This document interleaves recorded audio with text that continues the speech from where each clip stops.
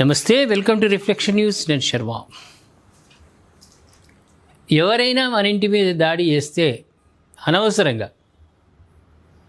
ఆవిడేమంటారు 10 మంది పెద్ద మనుషులు, నువ్వు ఏమేమి డ్యామేజ్ చేసినావో పైసలు కట్టు ఇవి అంటారు.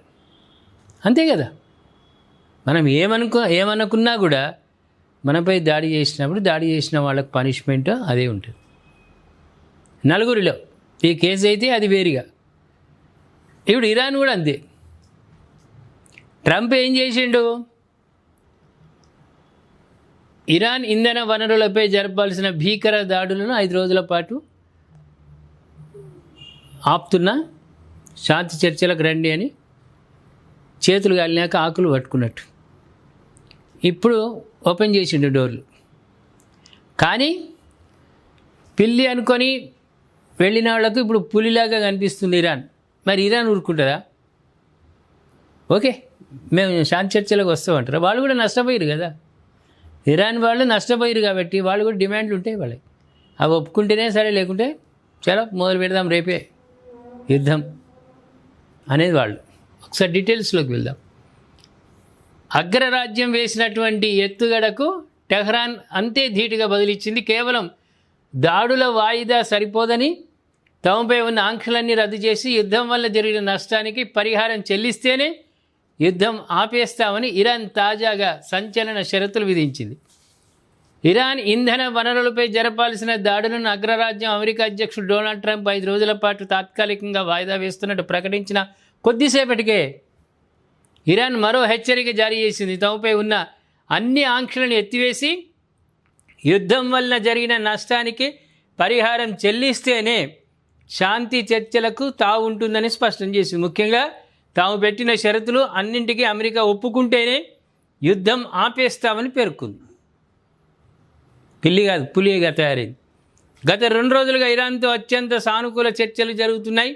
ఈ నేపథ్యంలోనే ఇరాన్ విద్యుత్ కేంద్రాలు, ఇంధన మౌలిక సదుపాయాలపై జరపాల్సిన సైనిక దాడులను 5 రోజుల పాటు వాయిదా వేయాలని రక్షణ శాఖను ఆదేశించినట్లు ట్రంప్ తన ట్రూత్ సోషల్ వేదికగా వెల్లడించారు. అయితే దీనిపై ఇరాన్ సుప్రీం లీడర్, సైనిక సలహాదారు మహెన్సో రజాయి స్పందిస్తూ కేవలం దాడులు వాయిదా వేస్తే సరిపోదు, అమెరికా విధించిన ఆంక్షలని తొలగించాలి, యుద్ధ నష్టపరిహారం చెల్లించాలి, అలాగే మా అంతర్గత వ్యవహారాల్లో జోక్యం చేసుకోబోమని అంతర్జాతీయానికి హామీ ఇవ్వాలి.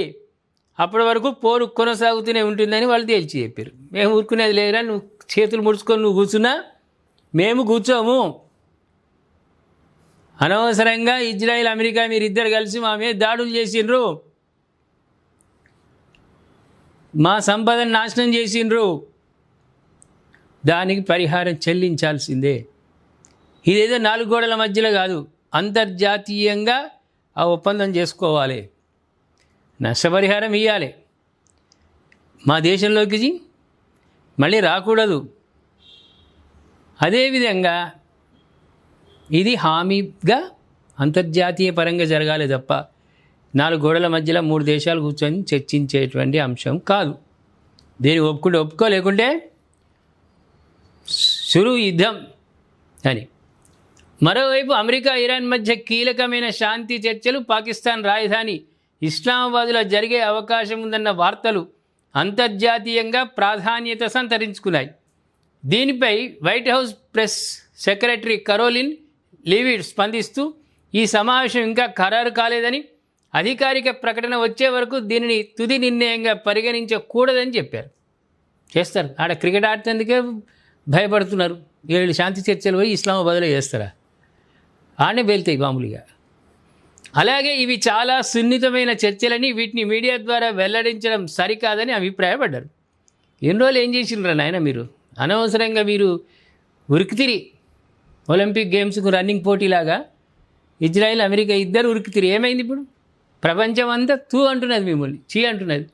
ఫిబ్రవరి 28 తేదీన ఇరాన్ అగ్రనేత అయతుల్లా అలీ ఖమేనీతో సహా పలువురు ఉన్నతాధికారులు అమెరికా, ఇజ్రాయెల్ దాడుల్లో మరణించడంతో ఈ యుద్ధం ప్రారంభమైంది. అయితే దీనికి ప్రతీకారంగా ఇరాన్ గల్ఫ్ ప్రాంతాల్లోని అమెరికా సైనిక స్థావరాలను, ఇజ్రాయిల్ నగరాలను లక్ష్యంగా చేసుకుంది. అలాగే హార్మజ్ జలసంధిని మూసేసి అంతర్జాతీయ నౌకల రాకపోకలకు ఆటంకం కలిగిస్తోంది. దీంతో 48 గంటల్లోగా హార్మోజ్ జలసంధిని తెరవాలంటూ ట్రంప్ ఇరాన్కు అల్టిమేటం జారీ చేశారు. ఈ క్రమంలోనే ఇరాన్కు చెందిన కార్గో ద్వీపంపై అమెరికా దాడి చేయబోతుందంటూ వార్తలు వచ్చాయి. కానీ ఎవరు ఊహించని విధంగా ట్రంప్ ఈ దాడులకు 5 రోజులు బ్రేక్ ఇచ్చాడు. ఎవరు ఊహించలేంది?